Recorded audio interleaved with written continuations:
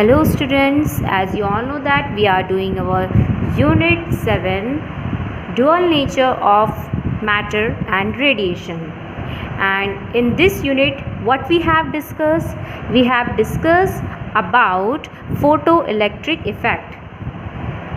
अपने previous video में मैंने आपको ये पढ़ाया था कि फ़ोटो इलेक्ट्रिक इफ़ेक्ट फिनोमिना क्या होता है, और साथ ही साथ हमने पढ़ा था experimental study of photo electric emission के बारे में, जो कि 1900 में लेनार्ड एंड साथ ही साथ उनके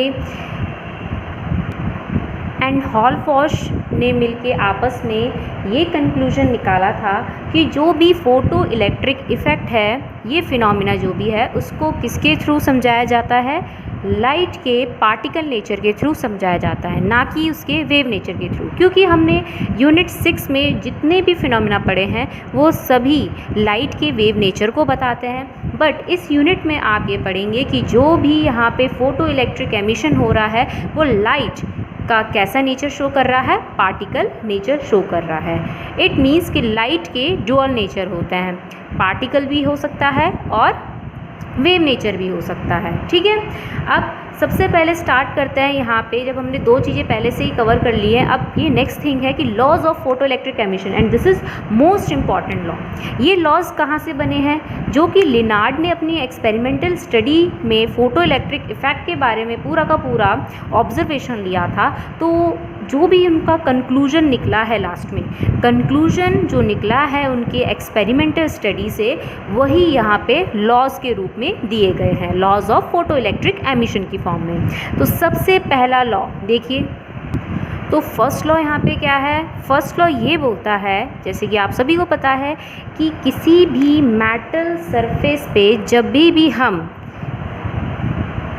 किसी एक particular suitable frequency of light को हम क्या कराएंगे? इंसिडेंट कराएंगे, तो उससे क्या होगा? वहाँ पे फ़ोटो इलेक्ट्रॉन एमिट होंगे, लेकिन वो फ़ोटो इलेक्ट्रॉन एमिट तभी होंगे जब यहाँ पे इस इंसिडेंट लाइट इस मेटल के थ्रेशोल्ड फ्रीक्वेंसी से ग्रेटर होगी। It means frequency of incident ray, जिसको हम न्यू से इंडिकेट कराते हैं, frequency of incident light should be greater than threshold frequency of metal for photo electric emission. तो आपको ये पता ही है, मैंने बताया था कि जो भी इलेक्ट्रॉन्स है वो इस मेटल सरफेस में, जो भी इलेक्ट्रॉन्स हैं वो किसके साथ यहाँ पे एक पर्टिकुलर फोर्स के थ्रू ज्वाइन हो रखे हैं, पॉजिटिव आयन के साथ इलेक्ट्रोस्टैटिक फोर्स ऑफ अट्रैक्शन के थ्रू यहाँ पे ज्वाइन हो रखे हैं। मतलब कि इन इलेक्ट्रॉन्स को अगर मेटल सरफेस से क्या करना है? इजेक्ट आउट करवाना है, तो उस केस में हमें बाहर से कोई एनर्जी सप्लाई देनी पड़ेगी, ताकि यहाँ पे ये एनर्जी कैंसिल हो जाए। कौन सी एनर्जी? जिस एनर्जी के साथ ये इलेक्ट्रॉन इन पॉजिटिव आयन के साथ क्या हो रखे? जुड़े हुए हैं। तो समझ लीजिए कि यहाँ पे जो इलेक्ट्रॉन है वो पॉजिटिव आयन के साथ मान के चल लेते हैं -2 इलेक्ट्रॉन वोल्ट एनर्जी के साथ जुड़े हुए हैं। ठीक है, इतनी एनर्जी के साथ जुड़े हुए हैं। अगर मैं इसको फ्रीक्वेंसी की फॉर्म में लिखूँ तो ये आपको पता ही है, ई का फॉर्मूला आपने केमिस्ट्री में भी पढ़ा होगा, E = h न्यू, जिसमें h क्या है? प्लैंक कांस्टेंट है, new is the frequency, E is the energy of incident radiation. तो जितनी ज़्यादा फ्रीक्वेंसी ऑफ लाइट उतनी ज़्यादा उसकी क्या होती है? एनर्जी होती है। ओके, अब समझ लीजिए कि यहाँ पे हम बात कर रहे हैं इन दोनों के बीच में जो भी अट्रैक्शन है, उसके लिए जो एनर्जी इनके पास है, कितनी एनर्जी के साथ ये बाउंड हो रखे हैं? -2 इलेक्ट्रॉन वोल्ट एनर्जी के साथ ये बाउंड हो रखे हैं। तो यहाँ पे समझ लीजिए कि मैंने यहाँ पे एक्सटर्नल जो एनर्जी यहाँ पे इसमें प्रोवाइड कराई है, जो भी इंसिडेंट कराई है, वो कितने इलेक्ट्रॉन वोल्ट की है? 3 इलेक्ट्रॉन वोल्ट की है, जिसमें से जो 2 इलेक्ट्रॉन वोल्ट की एनर्जी, अब देखिए ग्रेटर है ना, ठीक है। अब जो यहाँ पे एनर्जी है 3 इलेक्ट्रॉन वोल्ट, उनमें से 2 इलेक्ट्रॉन वोल्ट तो किस में यूज़ हो जाएगी? इस माइनस के 2 इलेक्ट्रॉन वोल्ट को कैंसिल करने में, ठीक है, फ्री करने में, कि इलेक्ट्रॉन फ्री हो गया है इसकी 2 इलेक्ट्रॉन वोल्ट की एनर्जी से। लेकिन जो बची हुई 1 इलेक्ट्रॉन वोल्ट एनर्जी है, वो इलेक्ट्रॉन किसके लिए यूज़ करेगा? अपनी काइनेटिक एनर्जी के लिए यूज़ करेगा, क्योंकि उस मेटल सरफेस से इजेक्ट आउट होने के बाद उसे मूव भी तो करना है। तो मूव करने के लिए उसे वेलोसिटी चाहिए, वेलोसिटी मीन्स काइनेटिक एनर्जी चाहिए। तो वो काइनेटिक एनर्जी कहाँ से लेगा? जो बची हुई एनर्जी है उससे वो काइनेटिक एनर्जी के थ्रू उस पर्टिकुलर मेटल सरफेस से बाहर इजेक्ट आउट हो जाएगा। तो इसके लिए आपको याद रखना है फोटो इलेक्ट्रिक एमिशन तभी टेक प्लेस होगा जब इंसिडेंट रे की फ्रीक्वेंसी ग्रेटर होगी थ्रेशोल्ड फ्रीक्वेंसी के। थ्रेशोल्ड फ्रीक्वेंसी और यहाँ पे थ्रेशोल्ड एनर्जी दोनों अलग है, ये आपको याद रखना है, ठीक है। तो यही क्या कौन सी एनर्जी होती है, थ्रेशोल्ड एनर्जी, और जिस फ्रीक्वेंसी के साथ ये एक दूसरे से जुड़े हुए हैं वही, तो उसे हम क्या कहेंगे, थ्रेशोल्ड फ्रीक्वेंसी कहेंगे। तो आपको ये चीज़ याद रखनी है। अगर यहाँ पे इंसिडेंट रे के लिए जो फ्रीक्वेंसी है वो लेस देन है किसके, इस पर्टिकुलर थ्रेशोल्ड फ्रीक्वेंसी से, तो यहाँ पे कोई भी फोटो इलेक्ट्रॉन एमिट नहीं होगा। तो फर्स्ट लॉ क्या कहता है, फोटो इलेक्ट्रिक एमिशन तभी टेक प्लेस होगा जब वहाँ पे frequency of incident radiation threshold frequency of a metal से अबव होगी। सेकेंड लॉ क्या होता है, अब देखिए फर्स्ट लॉ से तो हमें ये पता चल चुका है कि फ़ोटो इलेक्ट्रिक एमिशन कैसे करवाना है।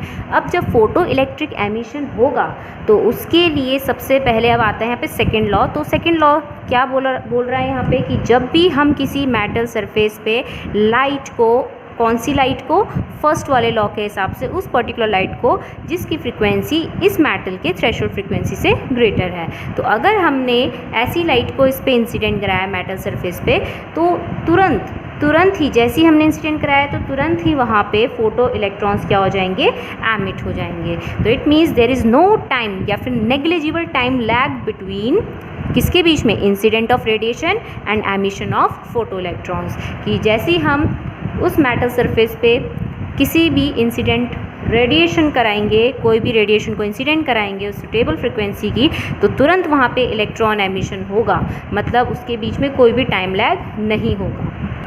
तो ये हमने अभी जो दो लॉस पढ़े हैं उसके हिसाब से यहाँ पे ग्राफ ड्रॉ करेंगे स्टॉपिंग पोटेंशियल और जो भी इंसिडेंट रेडिएशन है उसकी फ्रीक्वेंसी के बीच में।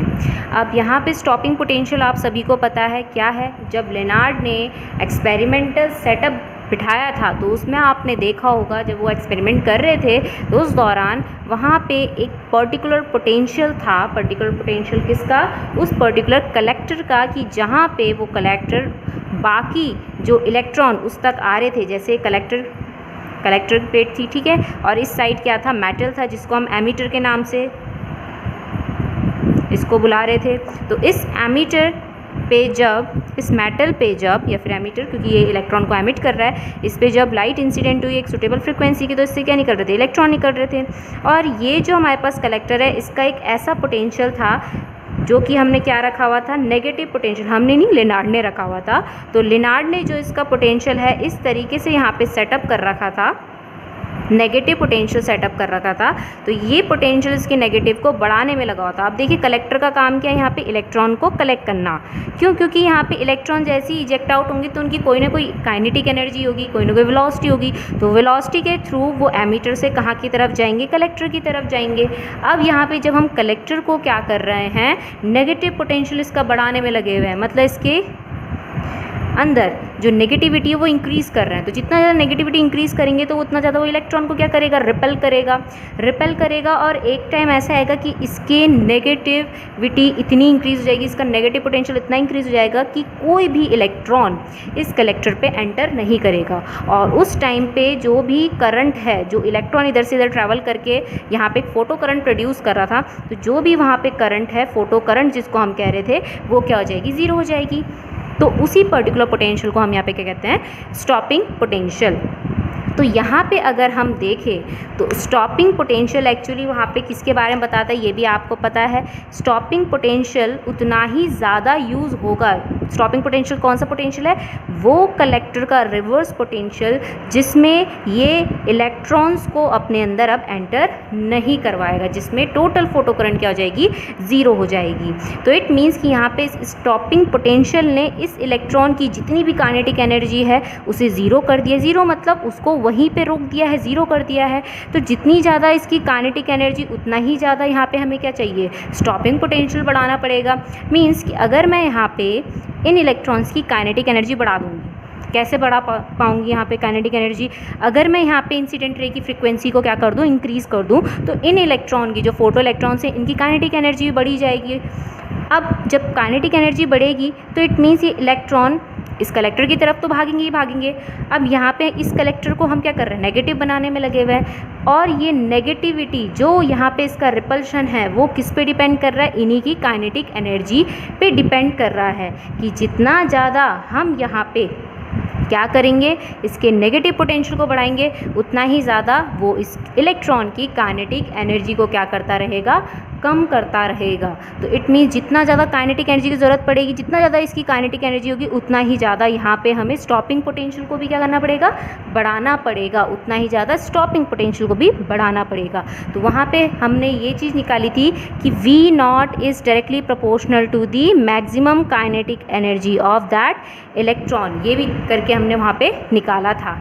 ठीक है, तो अगर हम यहाँ पे देखें किसके किसके बीच में रिलेशन, इंसिडेंट रे जो भी है वहाँ पे रेडिएशन, उसकी फ्रीक्वेंसी और स्टॉपिंग पोटेंशियल के बीच में रिलेशन देखें तो वो कैसा निकल के आएगा। यहाँ पे तो बिल्कुल क्या रहेगा, ज़ीरो रहेगा। कौन, स्टॉपिंग पोटेंशियल। क्यों, क्योंकि यहाँ पे तो कोई भी फोटो इलेक्ट्रिक एमिशन नहीं होगा। फोटो इलेक्ट्रिक एमिशन कब टेक प्लेस होगा, जब यहाँ पे इंसिडेंट रे की फ्रिक्वेंसी थ्रेशोल्ड फ्रिक्वेंसी से ज़्यादा हो जाएगी। तो जैसे जैसे हम वहाँ पे इंसिडेंट रे की फ्रिक्वेंसी क्या करते रहेंगे, अब देखिए यहाँ पे बताया था ना, इंसिडेंट रे की जितनी ज़्यादा फ्रिक्वेंसी होती रहेगी उतनी ही ज़्यादा यहाँ पे इलेक्ट्रॉन्स की काइनेटिक एनर्जी, और kinetic energy is directly proportional to the किसके, स्टॉपिंग पोटेंशियल के। तो वही चीज़ है, जितना ज़्यादा हम इंसिडेंट रे की फ्रिक्वेंसी बढ़ाएंगे उतना ही ज़्यादा वहाँ पर क्या बढ़ता रहेगा, स्टॉपिंग पोटेंशियल हमें रिक्वायर्ड होगा। ठीक है, ये चीज़। देखिए जो यहाँ पे थर्ड लॉ है वो क्या बताता है कि जब हम किसी भी लाइट को इंसिडेंट करा रहे हैं मेटल सरफेस में, अब आप सभी को पता है कि एक यहाँ पे चीज़ आती है कि फोटो इलेक्ट्रिक इफ़ेक्ट जो है वो कौन सा नेचर बताता है, लाइट का वेव नेचर नहीं बताता है, वो बताता है कौन सा नेचर, पार्टिकल नेचर। और यहाँ पे अगर हम बात करें लाइट का पार्टिकल कौन है, फोटॉन। कौन है, फोटॉन। ठीक है, फोटॉन। तो इट मीन्स कि जब हम बात कर रहे हैं लाइट की इंटेंसिटी की, आपको मैं बता दूं लाइट इंटेंसिटी आपको पता ही है ना क्या होती है। ठीक है, लाइट इंटेंसिटी की जब हम बात करते हैं तो उस केस में जितनी ज़्यादा लाइट की इंटेंसिटी होती है उतने ही ज़्यादा मतलब वो लाइट क्या एमिट कर रही है, वहाँ पे फोटोन एमिट कर रही है, उतनी ज़्यादा वो फोटोन को इंसिडेंट कर रही है। अगर किसी लाइट की इंटेंसिटी कम हो जाए तो इट मीन्स उससे नंबर ऑफ फोटोन्स क्या हो चुके हैं, कम हो चुके, उतने ही कम मतलब उसके अंदर क्या रहते हैं, फोटोन्स होते हैं। तो लाइट की इंटेंसिटी किस पे डिपेंड करती है, नंबर ऑफ फोटॉन्स, या फिर इसका वाइस वर्सा भी हो सकता है। अब बात आती है, यही जो फोटॉन्स है ये एनर्जी पैकेट्स बोले जाते हैं। अब ये जब एनर्जी पैकेट्स, एक एक एनर्जी पैकेट्स इन इलेक्ट्रॉन्स पे पड़ेंगे, एक ही इलेक्ट्रॉन से पड़ते हैं, एक एनर्जी पैकेट एक ही इलेक्ट्रॉन पे पड़ेगा। ठीक है, मतलब एक एनर्जी पैकेट एक ही इलेक्ट्रॉन को निकालेगा। ऐसे नहीं कि दो इलेक्ट्रॉन एक ही एनर्जी पैकेट को क्या कर रहे हैं, शेयर कर रहे हैं, नो, ऐसा नहीं। एक इलेक्ट्रॉन एक ही एनर्जी पैकेट को यूज़ करेगा। तो इट मीन्स जितनी ज़्यादा लाइट की इंटेंसिटी उतनी ज़्यादा नंबर ऑफ फोटॉन्स ऑब्वियसली होगा। तो जितने ज़्यादा नंबर ऑफ फोटॉन्स उतने ही ज़्यादा यहाँ पे क्या इजेक्शन होंगे, इलेक्ट्रॉन्स का इजेक्शन होगा। कौन से इलेक्ट्रॉन, फोटो इलेक्ट्रॉन्स। और नंबर ऑफ फोटो इलेक्ट्रॉन जितने ज़्यादा एमिट हो रहे हैं तो तुम्हें पता है कि एमिटर से जितने भी जो हमारे पास फोटो इलेक्ट्रॉन्स है कलेक्टर की तरफ जाएंगे उतने ही ज़्यादा वहाँ पे क्या प्रोड्यूस होगी, फोटो करंट प्रोड्यूस होगी। तो जितने ज़्यादा number of photo electrons emitted उतने ही ज़्यादा फोटो करंट। तो इट मीन्स कि जितने भी number of photo electrons emit होते हैं वो किस पे डिपेंड करते हैं, सिर्फ इंटेंसिटी ऑफ लाइट पे डिपेंड करते हैं, ना कि फ्रीक्वेंसी ऑफ लाइट। तो ये चीज़ आपको ध्यान रखना है कि जो भी करंट है, कौन सी करंट, फोटो करंट, वो किस पे डिपेंड करती है, इंटेंसिटी ऑफ लाइट पे डिपेंड करती है। एल से इंडिकेट करा रही हूँ मैं इंटेंसिटी ऑफ लाइट को। ठीक है, तो लाइट इंटेंसिटी ज़्यादा तो फोटो करंट भी ज़्यादा, बट ये फ्रीक्वेंसी पे डिपेंड नहीं करती। तो अगर मुझे यहाँ पे फोटो करंट और लाइट इंटेंसिटी के बीच में ग्राफ प्लॉट करना है तो कैसे प्लॉट होगा, बिल्कुल स्ट्रेट इस तरीके से। ठीक है, कि with increasing light intensity photo current also increases. तो नेक्स्ट आता है कि जब हम बात कर रहे हैं कि number of photo electrons emission intensity of light पे डिपेंड करती है, तो ऐसी क्या प्रॉपर्टी है उन फोटो इलेक्ट्रॉन्स की जो फ्रीक्वेंसी पे डिपेंड करेगी, तो वो है उसकी मैक्सिमम काइनेटिक एनर्जी, जो कि अभी मैंने आपको बताई थी कि जितनी ज़्यादा इंसिडेंट लाइट रेडिएशन की फ्रीक्वेंसी उतनी ही ज़्यादा फोटो इलेक्ट्रॉन्स की क्या होगी, काइनेटिक एनर्जी। तो इट मीन्स जो भी उन फोटो इलेक्ट्रॉन्स की मैक्सिमम काइनेटिक एनर्जी होगी वो सिर्फ किस पे डिपेंड करेगी, फ्रीक्वेंसी ऑफ लाइट पे डिपेंड करेगी, ना कि लाइट इंटेंसिटी पे। तो यहाँ पे एक शॉर्ट में एक चीज़ लिख लेते हैं कि जो भी करंट है, फोटो करंट, वो किस पे डिपेंड करेगी, लाइट इंटेंसिटी पे, और किस पे डिपेंड नहीं करेगी, फ्रीक्वेंसी पे डिपेंड नहीं करती है। बट जो मैक्सिमम काइनेटिक एनर्जी है, अब मैक्सिमम काइनेटिक एनर्जी किस पे डिपेंड करती है, याद करिए, वो किस पे डिपेंड करेगी, यहाँ पे हाँ फ्रीक्वेंसी पे डिपेंड करेगी। और साथ ही साथ इससे पहले भी मैंने पढ़ाया है कि यहाँ पे मैक्सिमम काइनेटिक एनर्जी और किस पे डिपेंड करती है, स्टॉपिंग पोटेंशियल पे। तो जितना ज़्यादा वहाँ पे kinetic energy, maximum kinetic energy reach करेगी उन इलेक्ट्रॉन की, उतना ही ज़्यादा स्टॉपिंग पोटेंशियल की भी नीड होगी। तो ये चीज़ आपको याद रखनी है। तो इसी के थ्रू अब यहाँ पे यहाँ पे ग्राफ्स देख लेते हैं। अब आते हैं इसके बाद इसके मोस्ट इम्पॉर्टेंट ग्राफ में। देखिए जो ग्राफ है वो फोटो करंट और स्टॉपिंग पोटेंशियल के बीच में। तो आपको साफ साफ याद रखना है, अगर मैं फोटो करंट की बात कर रही हूँ तो मतलब वहाँ पे लाइट इंटेंसिटी का जिक्र हो गई होगा, ठीक है। और अगर स्टॉपिंग पोटेंशियल की बात कर रही हूँ तो वहाँ पे फ्रीक्वेंसी ऑफ लाइट और काइनेटिक एनर्जी का भी जिक्र हो गई होगा, ठीक है। नहीं तो फ्रीक्वेंसी का तो जिक्र हो गई होगा, जिसमें आपको पता है V0 न्यू पे डिपेंड कर रहा है। क्यों? क्योंकि यहाँ पे V0 maximum kinetic energy of photo electrons पे भी डिपेंड करता है, ठीक है। अब और साथ ही साथ ये आपस में इंडिपेंडेंट है। तो ग्राफ किसके किसके बीच में है, फोटो करंट और स्टॉपिंग पोटेंशियल। स्टॉपिंग पोटेंशियल मैं यहाँ पे बात कर रही हूँ कलेक्टर पोटेंशियल की मोस्टली, क्योंकि जब लेनार्ड ने एक्सपेरिमेंटल सेटअप किया था फोटो इलेक्ट्रिक एमिशन की स्टडी करने के लिए, तो उस केस में उन्होंने वहाँ पे कलेक्टर के पोटेंशियल को रिवर्स किया था। और कभी कभी मतलब जैसे कभी उसे पहले पॉजिटिव बनाया, देन उसके बाद उसको रिवर्स करके नेगेटिव भी बनाया। हालांकि नेगेटिव कलेक्टर पोटेंशियल पे ही उन्हें क्या मिला था, वहाँ पे स्टॉपिंग पोटेंशियल मिला था। तो हम यहाँ पे क्या कर रहे हैं, देखिए ग्राफ तो पूरा का पूरा इसका ऐसी प्लॉट होगा। इसमें पहले मैं आपको कर्व बता देती हूँ कि I और V के बीच में, कलेक्टर पोटेंशियल के बीच में कैसा यहाँ पे कर्व प्लॉट होगा। तो आपको यहाँ पे दिख रहा होगा कि अगर मैं बात कर रही हूँ कि जैसे जैसे यहाँ पे कलेक्टर पोटेंशियल नेगेटिव हो रहा है, दिख रहा है नेगेटिव रीजन में कलेक्टर पोटेंशियल नेगेटिव हो रहा है, तो फोटो करंट की वैल्यू डिक्रीज़ हो रही है। तो वही वाला पॉइंट है कि जितना ज़्यादा हम कलेक्टर को नेगेटिव पोटेंशियल का बनाते रहेंगे, उतना ही कम उस पर इलेक्ट्रॉन एंटर करेंगे। और एक टाइम ऐसा आएगा बिल्कुल बंद हो जाएंगे इलेक्ट्रॉन एंटर करना। तो वो कौन सा पोटेंशियल होता है, वो होता है स्टॉपिंग पोटेंशियल। तो जो भी फ्रीक्वेंसी पे वहाँ पे स्टॉपिंग पोटेंशियल आया है, उस फ्रीक्वेंसी को मैंने न्यू 1 ले रखा है और उसका स्टॉपिंग पोटेंशियल क्या ले रखा है, V0 1 ले रखा है। अब अगर मैं यहाँ पे कलेक्टर पोटेंशियल को पॉजिटिव बनाऊँगी और उसको इंक्रीज़ करूँगी, तो पॉजिटिव बनाते बनाते पता ही है आपको कि वो इलेक्ट्रॉन को लेगा। तो इट मीन्स एक टाइम ऐसा आएगा कि वो ज़्यादा इलेक्ट्रॉन्स नहीं ले पाएगा। क्यों? क्योंकि जो मेटल है उससे जो फोटो इलेक्ट्रॉन्स निकल रहे हैं वो लिमिटेड निकल रहे हैं। क्यों? क्योंकि वहाँ पे जो हमने लाइट की इंटेंसिटी यूज़ करी है वो क्या है, कांस्टेंट है। लाइट की इंटेंसिटी वहाँ पे कांस्टेंट है। इट मीन्स कि जितने भी वहाँ पे number of photo electrons emit होंगे वो भी क्या होंगे, कांस्टेंट होंगे। तो इट मीन्स कि यहाँ पे एक पॉइंट ऐसा आएगा कि जब हम कलेक्टर पोटेंशियल पॉजिटिव बना तो देंगे, लेकिन इलेक्ट्रॉन जो उसके अंदर एंटर कर रहे हैं फोटो इलेक्ट्रॉन्स, वो कॉन्स्टेंट फॉर्म में ही एंटर करेंगे। क्यों? क्योंकि वहाँ पर लाइट इंटेंसिटी हमने कांस्टेंट बना रखी है। तो जब वहाँ पे फोटो इलेक्ट्रॉन कांस्टेंट एंटर कर रहे हैं तो वहाँ पे करंट भी क्या हो जाएगी, कांस्टेंट हो जाएगी। तो उस करंट को हम कहते हैं सैचुरेशन करंट। तो आपको दिख रहा होगा यहाँ से लेकर यहाँ तक जो भी ये करंट है वो किसको बता रही है, सैचुरेशन करंट को बता रही है। सैचुरेशन करंट एक ही है। क्यों? क्योंकि यहाँ पे हमने इंटेंसिटी को क्या कर रखा है, कांस्टेंट कर रखा है। ऐसे ही हमने क्या कर रखा है, देखिए दो अलग अलग फ्रिक्वेंसी की लाइट ले रखी है, लेकिन उसकी इंटेंसिटी क्या है, कांस्टेंट है। फ्रीक्वेंसी अगर अलग अलग होगी, जिसमें मैंने न्यू2 जो सेकंड लाइट की फ्रीक्वेंसी वो ग्रेटर ले रखी है फर्स्ट फ्रीक्वेंसी से, तो इट मीन्स आपको पता ही है यहाँ पे अगर फ्रीक्वेंसी ग्रेटर हो जाएगी, ज़्यादा हो जाएगी, तो स्टॉपिंग पोटेंशियल भी उसका इंक्रीज़ हो जाएगा। तो इसलिए आपको दिख रहा होगा कि ऑरिजिन से अगर न्यू1 की वैल्यू कम है तो उसका स्टॉपिंग पोटेंशियल भी कम है।